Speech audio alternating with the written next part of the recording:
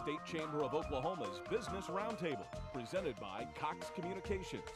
And now, here's your host, Fred Morgan. Welcome back to the State Chamber of Oklahoma's Business Roundtable. We have worked with Cox Communications to provide stories about business and business issues across the state. One of the biggest issues that we're hearing about now, and it's going to be taken up in this legislative session, is government reform. And to discuss some bills that are going to be pending in the legislature, we have Representative Mark Lepak as our guest today. Mark, welcome to the show. Thank you. I'm glad to be here. Sorry, Representative Lepak, welcome to the show. All right. Thank you. You represent District 9, is that correct? Yes, it is. Tell our viewers where that is and tell us a little bit about the district.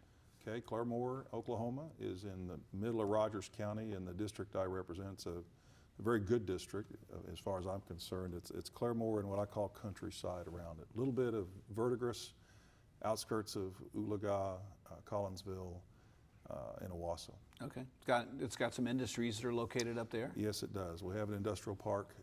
We have a new energy in the city that's really partnering with the county on a lot of commerce initiatives, business initiatives that are real exciting out there. Okay. And how long have you been a state representative? This is my second term, so entering the fourth year. Okay, and tell our viewers a little bit about you, your background, and your family. Well, I grew up in Oklahoma City, right over here in Windsor Hills, close to the studio. Graduated from Putnam City High School in 1974. Went to OU, got an engineering physics degree, graduated in '78, went to work for Southwestern Bell. But as a kid, you know, I was the kid that had the lawn service, paper routes. We had a family farm out by Yukon, so my nights, weekends and summers were working out there, wheat and cattle. So a lot of diverse experience before going to school. While there at OU, I met my wife. We were both resident advisors in the dorms. We got married between her first and second semester of law school and had our first child during our second year of law school. So that marriage brought 5 children. I have a daughter and then 4 sons, all lawyers. All lawyers. Now, wait a minute. You have 5 lawyers in your family? Yes. Well, 6, counting the wife. Oh. And actually one of the daughter-in-laws. So. And do you have any hobbies? Well, when you have 5 kids, they are your hobby. Really just, and that's been a real interesting experience. So early on, I tried to play golf and just gave all that up because of the time commitments. About the time they hit 4 and they're playing ball and doing dance recitals and all that, that becomes your life. And because they were all in about 8.5 years, we were really busy. And since they all went to law school, that experience lasted until they were about 25. And what made you, you've had to answer this question, I'm sure, many times. What made you decide to run for the legislature? It was a combination of things. And I found my way there similar to some other posts. I was on the Moore School Board back in the mid-'80s. I was on the Claremore City Council immediately before running for this. And every time there was something that I saw that I didn't like and just decided to get involved.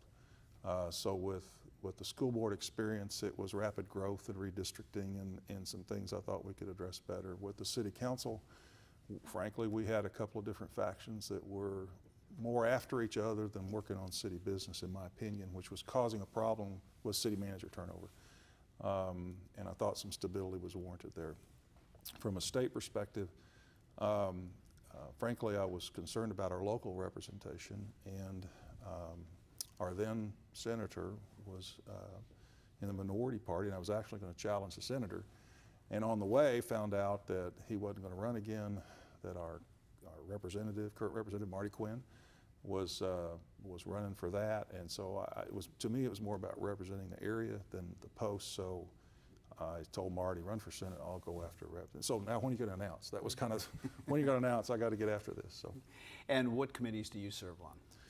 Currently, I just got named to be the chairman of the Appropriations Subcommittee on Select Agencies. I also serve on Government Modernization, Public Safety, and the County Municipal Committee. I'm also an assistant floor leader, so there's some bill assignment and floor management duties there. Okay. Well, I know that we're going to talk about some of the government reform measures that you have implemented. But I do want to say before we take a quick break is that I know that the business community was very happy to see you elected, because it's not often somebody with your business experience actually goes to the legislature. So thank you for stepping up and running for the legislature. But we need to take a quick break, and we're going to come back and talk about some of the bills you filed this session. Okay. Hope you'll come back and join us as we continue to talk with Representative Mark Lepak.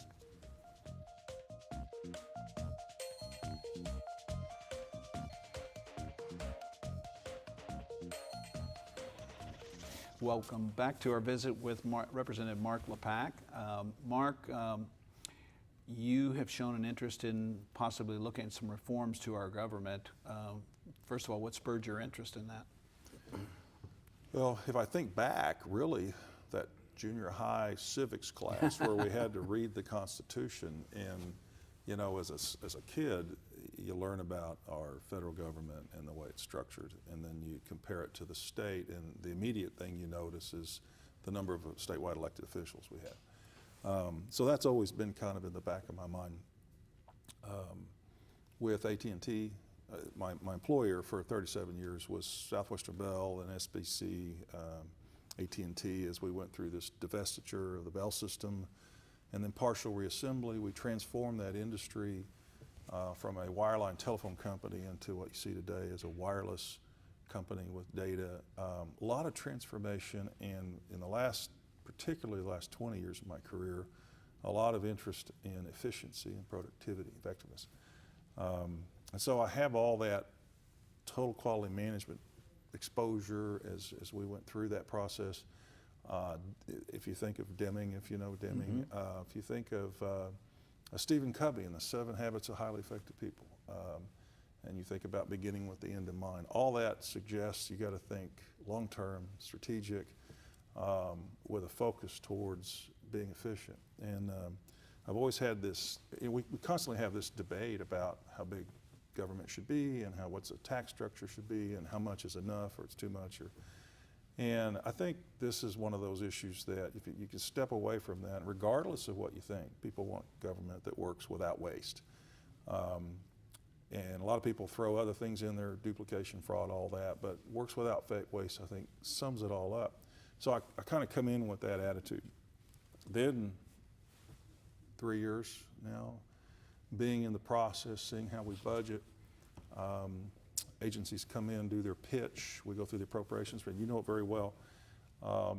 But the accountability piece was the thing I just thought was missing. So I got into some extended conversations our first term with a guy I think a lot of, he's representative from Guthrie, Jason Murphy, about how do we strengthen the legislature's ability to hold people accountable. And there's different ways to do it. But one thing that kept returning to was the idea that the executive in Oklahoma, the governor, has surprisingly little authority within the executive branch. When we elect a governor, people think they are electing somebody to run the executive branch. And then you look closer and you realize there's some appointing authority and some emergency measures, but really these boards and commissions are fairly independent, and they do the hiring and firing of agency directors and all that. So that to me is a very inefficient organization chart. With my corporate background, and this is 300,000 people, now down to about 200,000. We spent a lot of time looking at how you could organize around the concept of productivity, efficiency, and effectiveness, and utilization, but also organizing to meet the need of the day. And so after 100 years, I think it's time to call the question. Mm-hmm. You know, it's interesting. I mean, this issue of our populist background and our diffusion of power and accountability within the state, it really comes down to accountability as well. Sure. It's hard to hold a governor accountable for the direction of the state if that person doesn't have any control over the direction of the agencies that they're head of. So correct, and as a legislator, I need one point of accountability where I can get most of it. And so that's the genesis of all that. But we have 11 statewide elected officials, if you count them up. On average, nationwide, other states have about half that. So that populist sentiment is reflected in the way we operate today, and I'd like to think we can take another look at it and take a look at what we aspire to be. And I keep coming back to this idea of accountability. And I think you're seeing a lot of things show up this legislative session that I have a lot of gratitude about, because this wasn't some big orchestrated thing. Now I know there's been an entity, the Step Up program, that's advocated some of this. The State Chamber with the 2030 program has some of the idea in there. It really got legs for me at the beginning of special session, when, absent the special session, the House had several policy working groups that were going to tackle big ideas, and one was this whole agency question. But in that first meeting, we talked about the executive branch in general, and many of the members, well, then we never met again. Many of the members got sucked off into the Special Investigating Committee. For me, it was, this is probably the right time to push with this. So I've been thinking and working on it since then. Well, this problem has been around. People have talked about it. Commentators, You're right. Newspapers have talked about it for at least the 25 years I've been in government. But you're one of the first to actually do something about it. So what are you working on? What are some of the bills that you're trying to push through the legislature this session? Well, to your first part, I asked staff, give me some history on this, because it can't be. And I see stuff from the 20s, the 60s, the 70s, the 90s, the 80s, the 90s. Lots of different entities have brought this up before. So I'm kind of surprised that you would label this as the first time anybody's tried to do something about it. That's probably because I'm naive or something. But I've got 4 bills filed, and together they combine the governor and lieutenant governor on a single ticket. It reduces the number of statewide elected officials and creates appointed positions. So the 4 that I've in my bill are labor commissioner, insurance commissioner, treasurer, and state school superintendent. Then there's the agencies themselves. And for people that don't know, if you take, and I'm not picking on any one agency here, Agency X has a board that may be appointed solely by the governor, may be appointed by a combination of the governor or the speaker and pro tem, and then they hire or fire and guide an agency director. And they've got all sorts of titles, directors, commissioners, executive directors, secretary I've seen. So my thought was get the largest state agencies that we appropriate to and address those this time and make those appointed positions, governor, strengthening the governor's position and making them a true CEO. And then one of the bills is a trailer bill that, if the statewide and lieutenant governor, governor ticket bills are questions that the voters will have to decide. Right, because it's constitutional. It's a constitutional issue. The agency one is not. So one of those bills is one of those, if the question is approved on the ballot for one of those statewide, then they become cabinet positions. Let's take a quick break and let's go into some of the details and why you think we need to make these changes. Okay. All right, hope you'll come back and join us. We're going to take a quick break. We'll be back with Representative Mark Lepak.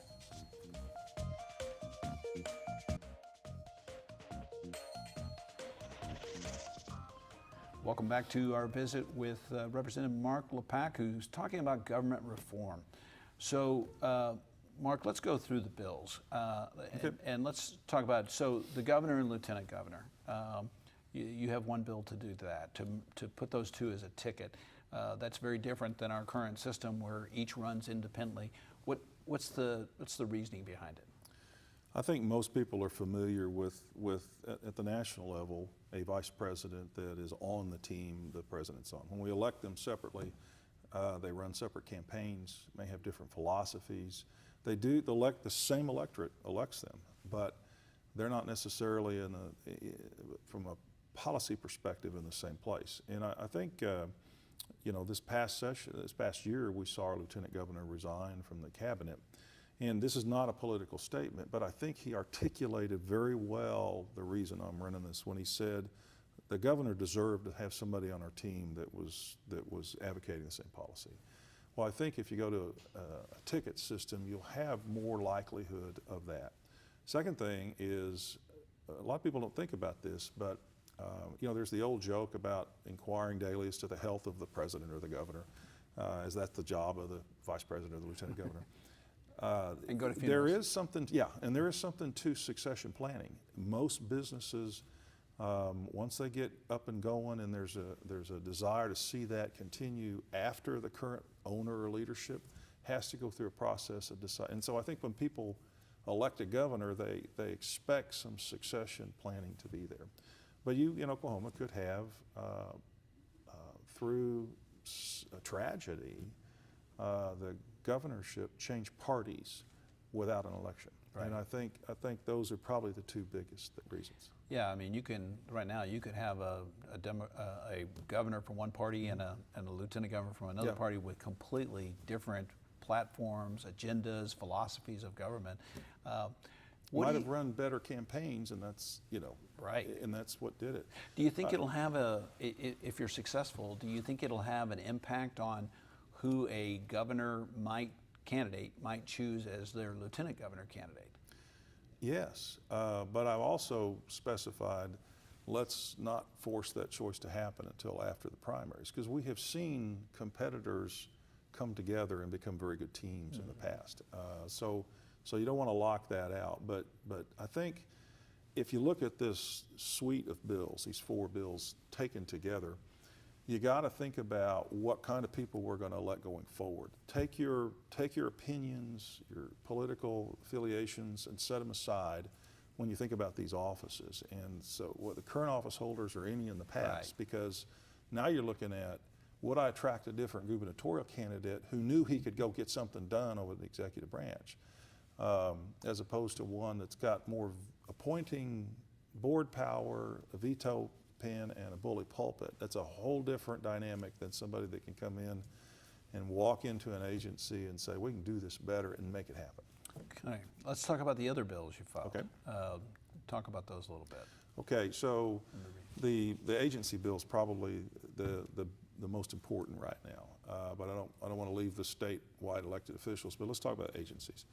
My bill takes our largest appropriated agencies, and so the list would be the Health Department, Healthcare Authority, Mental Health and Substance Abuse, Department of Corrections, Juvenile, high profile one, Tourism, enrolls those into one bill and declares that instead of the board hiring and firing, and supervising, the director, the governor will have that authority to appoint and remove. So it's a kind of a serves at the pleasure of the governor relationship. The boards are still there, chosen the same way, but changed to an advisory status. Okay. And so, what you see on a lot of these boards is they're very specialized.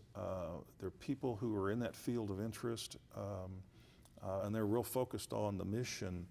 But sometimes, a lot of the times, the business of running a department and how you take care of fiscal matters, the accountability becomes a somewhat murky. Okay, and I would add that we at the State Chamber are supporting these bills as well, and we think that some of this was included in the OK 2030 plan as a way to make our government more efficient for the people. So, and then you have another bill. Right. So the statewide elected officials. Right.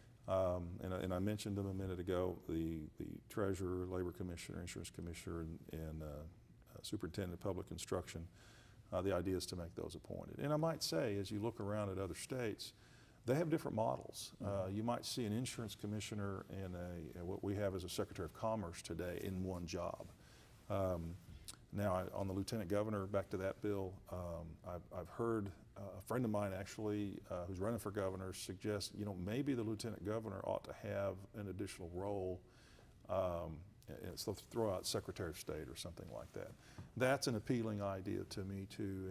And as we work through this process, I'm open to suggestions and amendments on all of these. Oh, please don't. Well, So have you? Good suggestions. Let's put it that way. All right, we're going to take another quick break, Sure. and I want to talk to you about whether some of your colleagues who might be interested in those jobs in the future have Be talked happy. to you. I've talked to them all. Come back and join us in just a couple minutes while we take a break.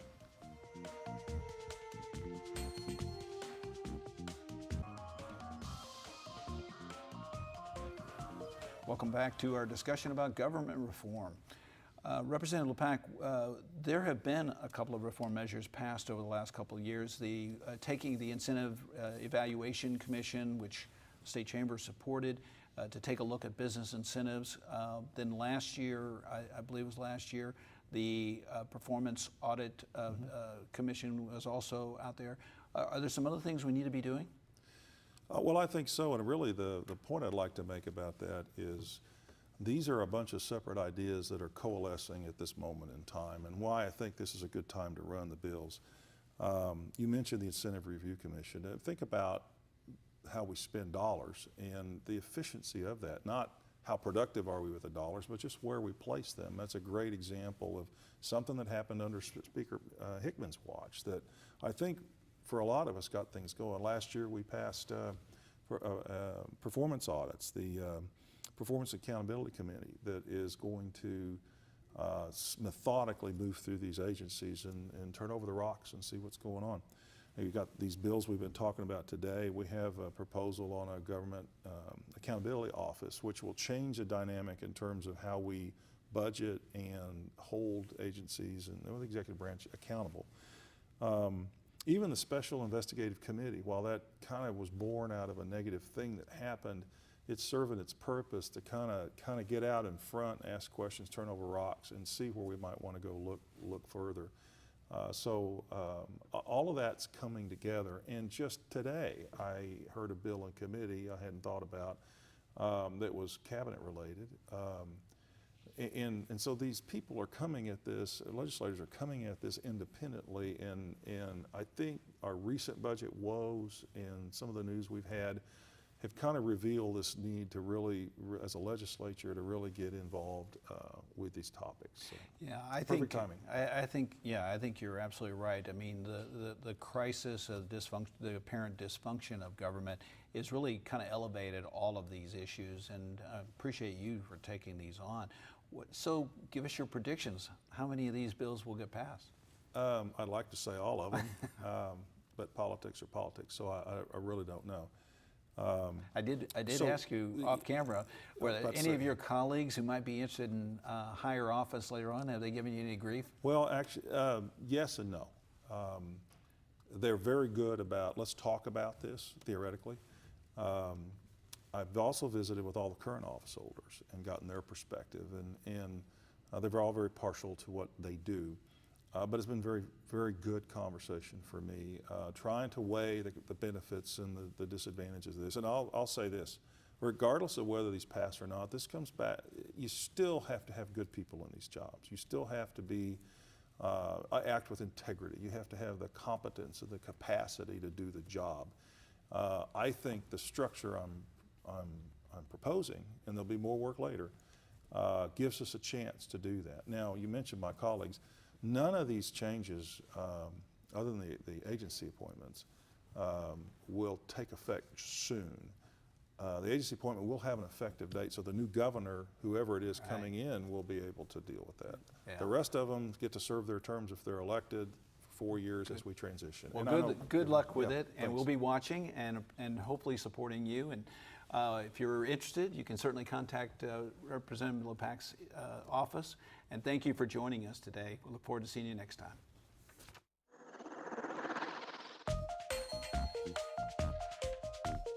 Thank you for watching the State Chamber of Oklahoma's Business Roundtable, presented by Cox Communications. If you have questions about this program, email the Chamber at okstatechamber.com.